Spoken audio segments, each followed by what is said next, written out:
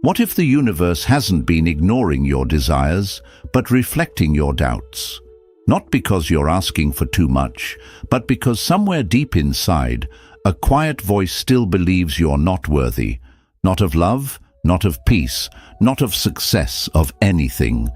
And so, like many, you search outward, you chase after validation, after approval, after the next thing that might finally make you feel whole.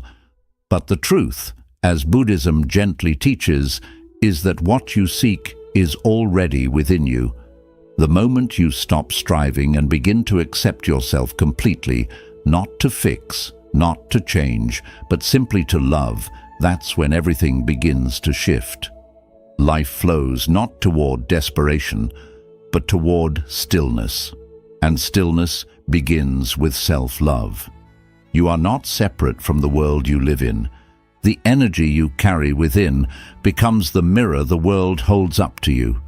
If your heart is heavy with self-doubt, that's what echoes back. But if your energy radiates quiet confidence, compassion, and acceptance, the world softens in return.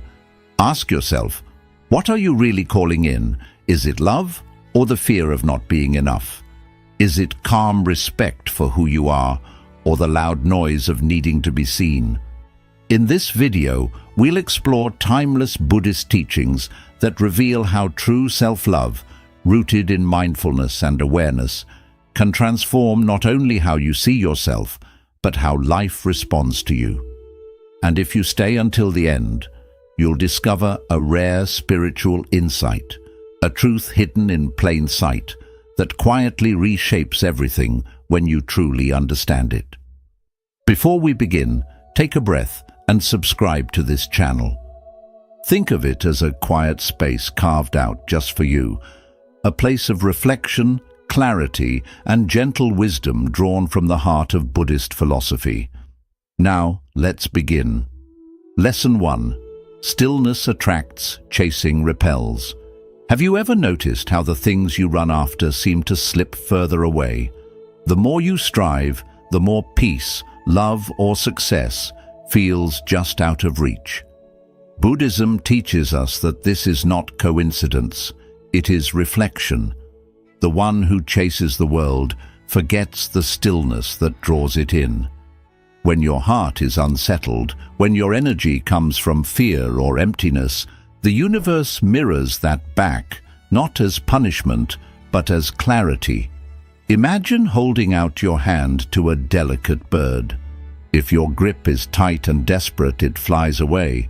But if you sit calmly, open and still, it may rest in your palm without fear. This is the way of all things we long for. When we chase from lack, we push them away. But when we anchor in presence, we begin to attract, not because we force, but because we allow. Modern life teaches us to run faster, work harder, do more. But Buddhism teaches something radically different. Return to yourself. Not through laziness or passivity, but through conscious presence. In that space, you stop chasing outcomes to prove your worth. Instead, you begin to remember that you are already worthy. This is when life shifts, when you stop pleading with the world to love you and start loving yourself instead. The world begins to respond. Because the vibration of wholeness is magnetic, it doesn't shout, it doesn't demand, it simply radiates.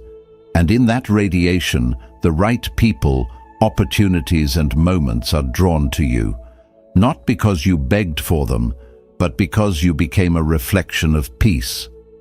Now take a slow breath, close your eyes. Picture your desires not as mountains to be conquered, but as petals floating toward you on a still lake. Let them come, not because you chased, but because you waited, rooted in self-trust. This is the wisdom of non-resistance.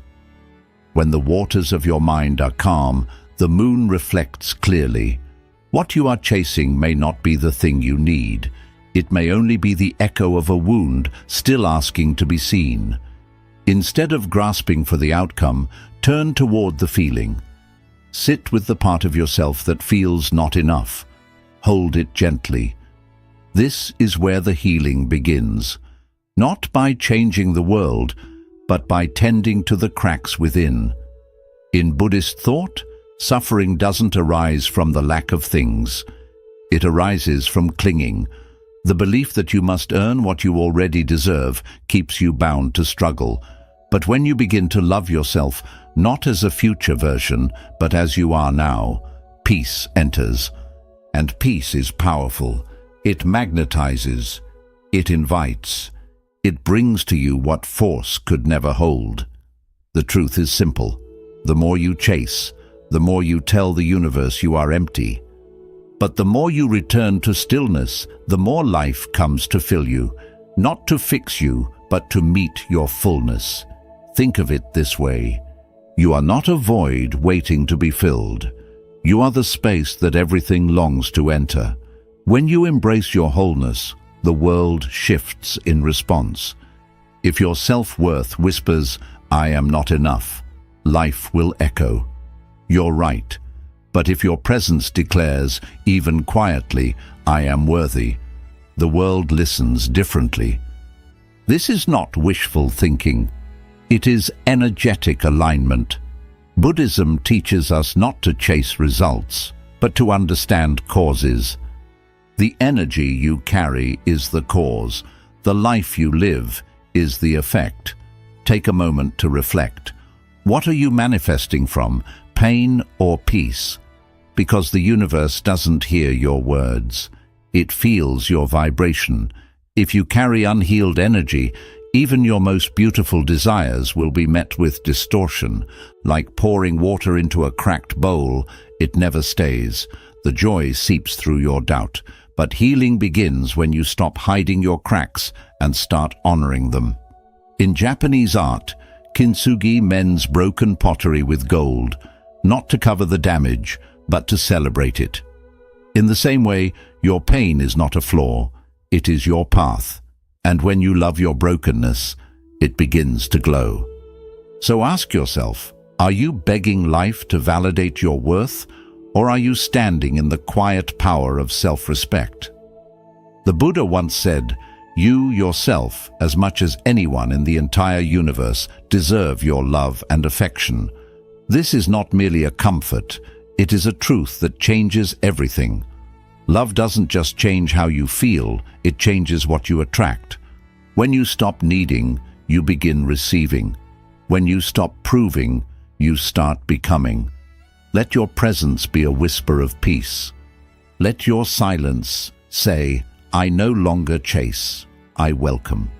The world does not respond to your hunger, it responds to your wholeness. And you are not too broken. You are simply waiting to remember that the light has always been within you.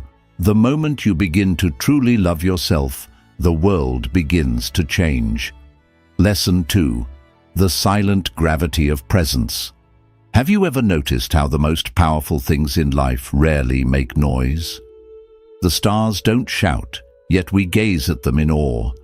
The ocean doesn't beg to be noticed, yet its depth commands respect. In much the same way, your quiet presence, when rooted in peace, has a magnetic pull far greater than any performance. In Buddhist philosophy, this is the essence of alignment.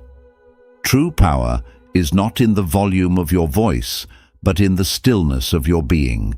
When you stop reaching, explaining, convincing, when you simply return to your breath and exist without needing to prove anything, your energy begins to radiate something unmistakable. We live in a world that applauds noise. Loudness is mistaken for confidence. Constant movement is sold as progress. But beneath that surface chaos, the universe listens differently. It doesn't respond to how loudly you speak. It responds to how clearly you vibrate. Stillness is not inaction. It is deep alignment.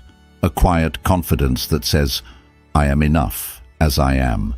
When your mind no longer races, when your heart no longer grasps, when your breath becomes your anchor, you begin to resonate with the quiet rhythm of life.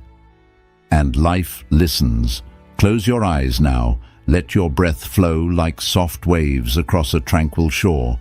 There's nothing to fix, no audience to impress, just you, sitting in the sacred presence of yourself. That space, without struggle or pretense, is where true magnetism begins. This is not the kind of power that needs to chase. It is the kind that naturally attracts, because it carries no resistance. It doesn't plead. It doesn't prove. It simply exists, and in its existence, it glows. You may have wondered, why am I not seen? Why do my efforts feel invisible? Often it's not the effort itself, but the energy behind it. Where in your life are you being loud because silence feels too vulnerable? Where are you performing because simply being doesn't feel like enough? Sometimes the noise is not about expression, it's a mask for fear. But here's the shift.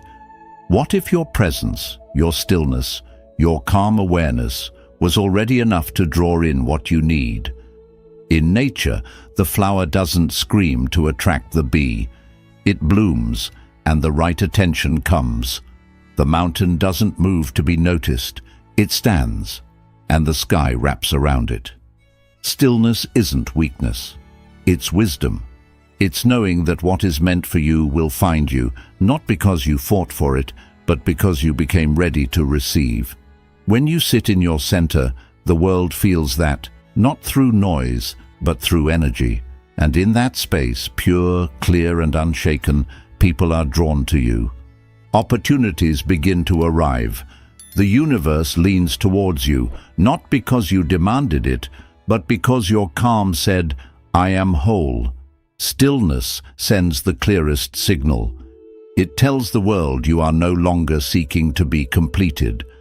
You have remembered your own worth. So remind yourself. Being still does not mean being unseen. It means being felt deeply. When you stop performing and start simply being, you become undeniable. The kind of presence that can't be ignored, because it carries the echo of truth. The more you love yourself in silence, the louder your energy speaks. Lesson 3. The freedom found in letting go. Can you desire something with your whole heart and still be at peace if it never arrives? This is the essence of true detachment. Not a rejection of longing, but the quiet maturity to release your grip without losing your hope. In Buddhist thought, detachment is not coldness, it is reverence. It is the understanding that when we allow life to move on its own, it often carries us further than our control ever could. We cling to things, relationships, outcomes, identities, as if our holding could guarantee their staying. But the tighter we grasp, the more life resists. Fear, disguised as control, becomes a barrier to flow. Like trying to trap wind in a fist, we lose what we hold too tightly. Not because we didn't love it enough, but because we didn't trust it enough to stay on its own. Close your eyes for a moment. Picture a butterfly resting softly in your open hand. Your instinct may be to close your fingers, to keep it, to preserve the beauty. But instead, you breathe, you remain open, you allow it to stay or fly. Not out of apathy, but out of trust. Trust in timing. Trust in the deeper current that moves all things. This is not surrender as defeat. It is surrender as wisdom, as spaciousness, as faith in the unseen order of life. Detachment does not mean you no longer care. It means you care deeply, but without fear. It means you are rooted in love, not possession. The Buddha taught, you only lose what you cling to. It is not the act of letting go that brings pain, but the resistance to it. When you begin to loosen your grip, not to discard, but to breathe, peace enters. Clarity rises, and the universe, no longer obstructed by your fear, begins to respond in ways that feel effortless, graceful, even sacred. Ask yourself with tenderness, what are you holding so tightly that it can no longer grow? Perhaps it's a person, a dream, or the idea of who you think you must become? Can you allow space around it? Can you let it unfold without forcing? Real love does not imprison. Real presence does not demand. And when you release your need to control the outcome, you open the door to what is truly meant for you. You are not being asked to stop caring. You are being invited to shift where your peace lives. Let it live not in outcomes, but in the now. Not in arrival, but in awareness. When your joy is rooted in presence, not possession, you become unshakable. Free to want, but not defined by what you receive. Free to act, but not bound by what unfolds. This is the path of true inner freedom, where desire and detachment can coexist, and peace is no longer a condition, but a choice. So let go, not to reject, but to honor. Trust that what is meant for you is already on its way, not because you gripped it tightly, but because you created space for it to arrive. Let your heart whisper, "I am ready," and your energy declare, "I no longer chase, I receive." The universe listens to that trust, and when you choose grace over grasping, life reveals its quiet brilliance, one unfolding moment at a time. 4. Self-compassion is the quiet light that reveals clarity within chaos. In a world that constantly urges us to fix ourselves, to upgrade and improve at all costs, there's a gentler truth whispered in Buddhist wisdom. Healing doesn't mean becoming someone new, it means embracing who you already are. What if peace isn't about eliminating pain, but about softening toward it with open arms? So often we treat our inner wounds like intruders, rushing to hide them, mute them, or scrub them clean. But maybe those wounds aren't asking to be healed. Maybe they're asking to be heard. When you respond to your pain with warmth instead of resistance, you shift from survival into presence. You stop being your own harshest critic and begin to feel safe within your own being. That shift, so quiet, so subtle, radiates outward. Because when you become a refuge for yourself, the world senses that calm and begins to meet you differently. Pause for a moment, let your hand rest over your heart, feel its rhythm, and now gently remind yourself, even this deserves love, the part that aches, the part that regrets, the part I've tried to silence, all of it worthy of compassion. This isn't weakness, this is sacred courage. To offer kindness to the parts you were taught to shame is to step into your own healing power. Most people walk around with a war inside, a voice that constantly finds fault, pushes harder, and never allows rest. No wonder peace feels so out of reach. But as the Buddha taught, hatred never ends through hatred, only through love. That truth applies inward too. So ask yourself honestly, where have you been unkind to your own inner child?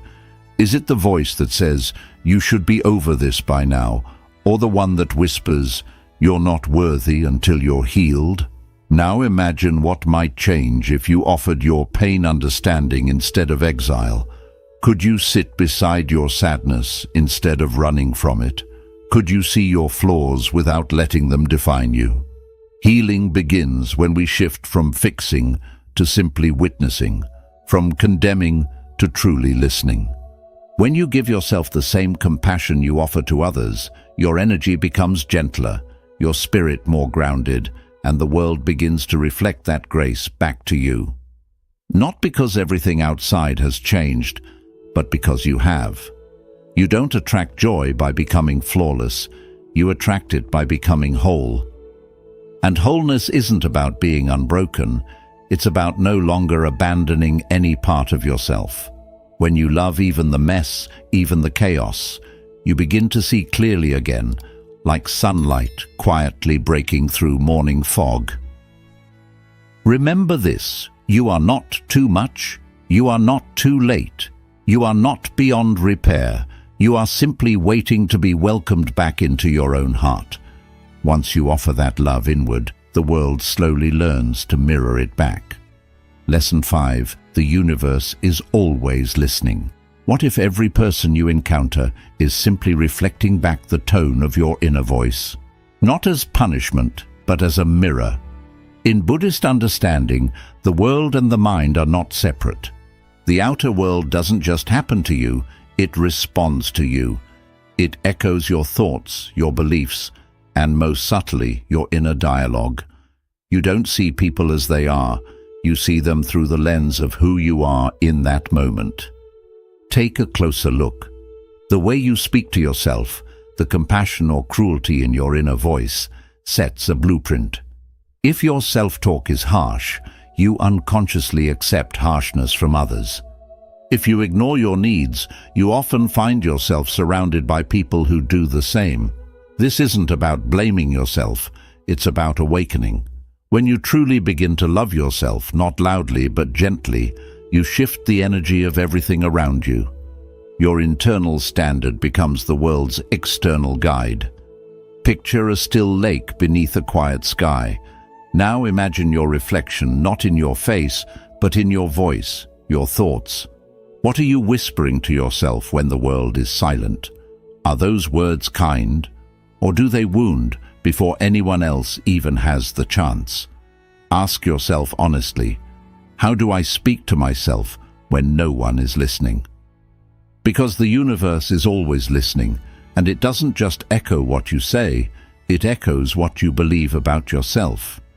Self-love isn't about affirmations or surface rituals. It's the sacred act of refusing to abandon yourself. When you begin to honor your own boundaries, life starts to meet you there. When your internal voice becomes more compassionate, the outer world naturally follows suit. And if it doesn't, if someone still shows up with less love than you now give yourself, you will know and you'll leave, not out of bitterness, but from deep alignment with your truth. Here's a tender question to carry with you. If someone treated you the way you treat yourself, would you stay? Let the answer guide you, not to shame you, but to awaken you. Every time you dismiss your needs or silence your truth, you teach the world to do the same. But when you shift that pattern, when you begin to treat yourself with the same care you long for, you reset the terms. You don't attract what you want, you attract what you believe you are worthy of. So speak to yourself with reverence, show up for yourself like you matter, because you do. And as your inner dialogue softens into kindness, the world begins to respond in ways that once seemed impossible, not with perfection, but with deeper harmony. When you change the way you speak within, the universe begins to reply, and the language it uses is love. Lesson 6. Peace is the frequency that transforms. Have you ever wondered why the calmest people seem to receive life's blessings without chasing after them? It's not luck, it's alignment. In Buddhist wisdom, stillness is not emptiness, it is receptivity.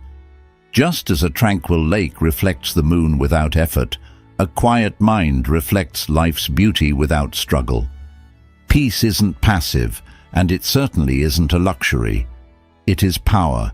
True inner peace becomes a sacred invitation to the universe.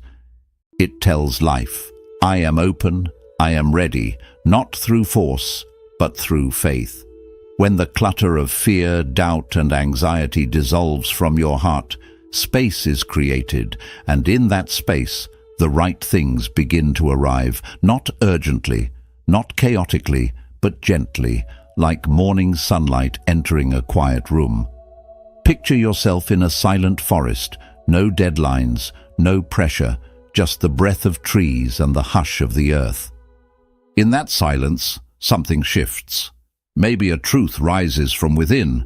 Maybe you realize you've been enough all along. In stillness, we meet ourselves without the noise, and that's where clarity is born. But here's the paradox.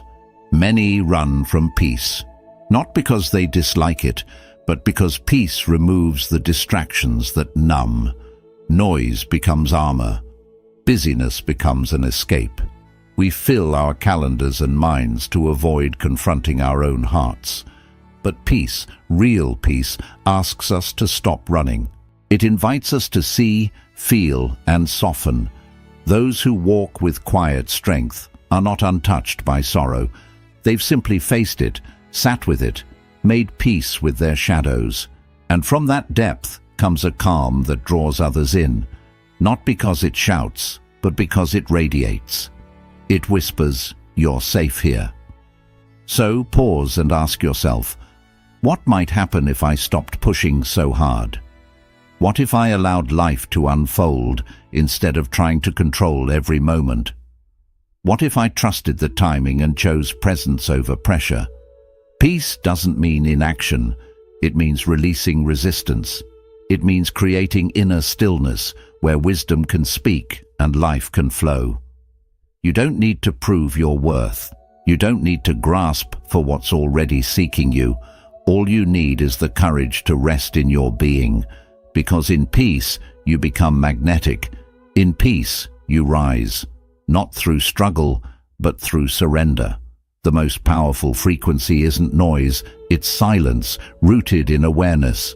And when you learn to carry that stillness, life begins to rise up to meet you, not because you chased it, but because you became the space where it belonged. So remember this, the soul that is still becomes a beacon. In your calm, the world begins to listen. In your peace, the universe answers, not with more noise, but with quiet abundance. Lesson 7. Neediness is the enemy of receiving. There is a quiet paradox in life. Often what we chase the hardest runs the farthest. And Buddhism reveals the subtle reason why. Clinging energy pushes away the very things we long for. Not because desire itself is wrong, but because neediness distorts our presence. It signals to the universe, "I am not enough."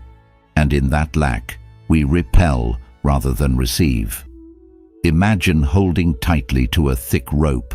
Maybe it's a relationship, a goal, or even an identity. The more you grip, the more exhausted you become. Your muscles ache, your heart contracts. But now, picture releasing it.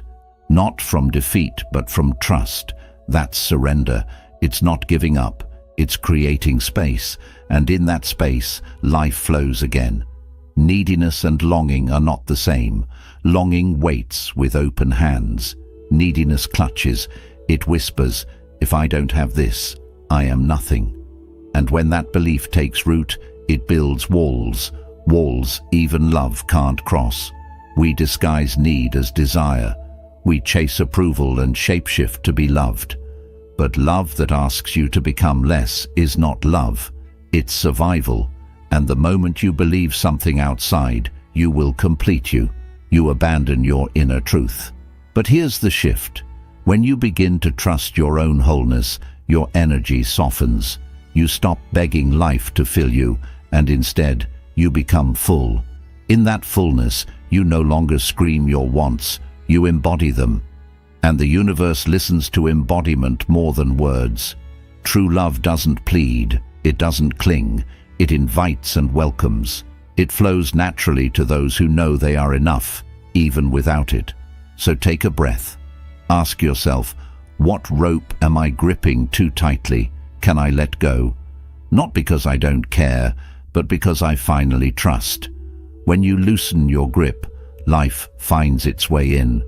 When you stop chasing, you begin attracting, not from effort, but from alignment.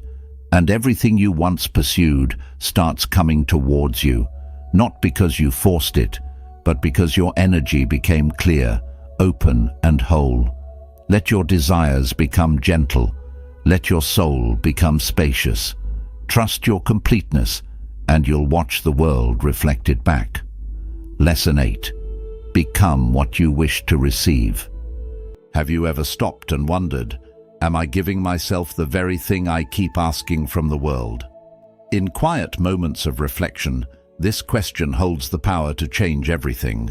In Buddhist wisdom, the world is not apart from us. It's a mirror that gently reflects what we carry within.